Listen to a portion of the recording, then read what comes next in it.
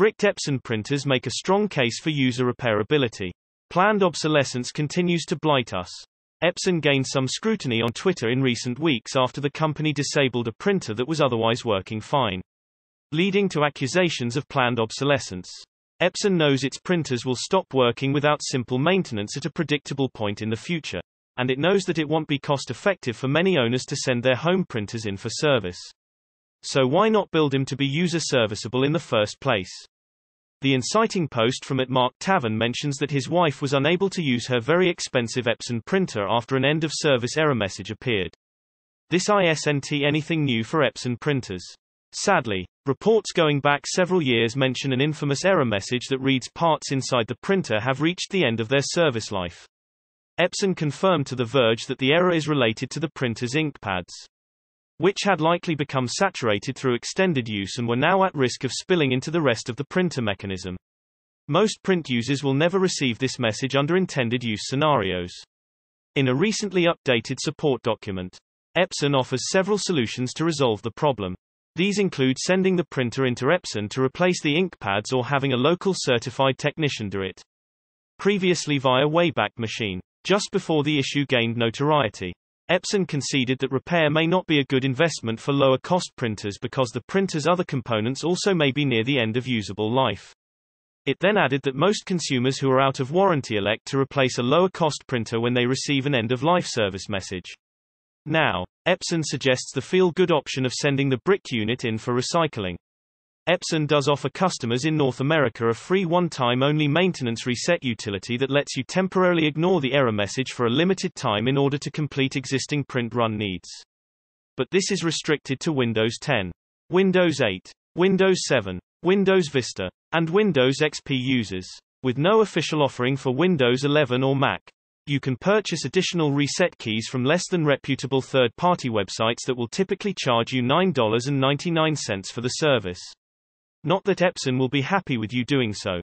Exasperated users found other ways to keep a printer operational after suffering this error, such as manually replacing or cleaning the ink pads themselves. The company's ink pads seem to vary slightly by model, but there are plenty of video tutorials available that document the process.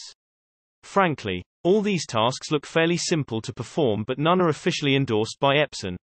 For its part, Epson says the ink pad issue is rarely encountered by most customers and only affects very heavily used printers, printers used for several years, or consumer printers used in commercial environments. Most print users will never receive this message under intended use scenarios, said Merritt Woodward, a representative for the printer company. It is directly dependent on the printer model, frequency, usage conditions, and type of printing over time. The company also contends that there's a safety issue to consider. The printers are designed to stop operating at the point where further use without replacing the ink pads could create risks of property damage from ink spills or safety issues related to excess ink contacting an electrical component. Reads the Epson support page. This sounds reasonable as Epson doesn't want to be held responsible for property damage. But it's also an admission that the hardware has a known expiration date that can be avoided with maintenance. Epson has nothing to lose and everything to gain by continuing the status quo. This inkpad scenario is a prime example of why so many consumers are fighting for the right to repair their own hardware. Epson's endorsed solutions require you to pay to service the printer or replace it entirely, taking money out of your pocket and placing it into its own despite the existence of effective DIY solutions. Instead, Epson should design the ink pads to be user-serviceable and sell kits to consumers to either clean or replace them. But Epson has nothing to lose and everything to gain by continuing the status quo. And that's a bad deal for its customers as well as the environment. Even recycling schemes are rarely 100% efficient. Epson is hardly the only printer manufacturer to come under scrutiny for anti-consumer practices, with HP making the news back in April 2022 for remotely disabling printers for customers who cancelled their instant ink subscription. Canon also became a victim of its own business tactics earlier this year when the chip shortage resulted in cases of Canon printers being unable to recognize its own officially branded ink cartridges.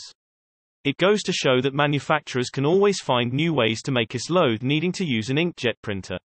Source reposted and summarized from JESS WEATHERBED at The Verge.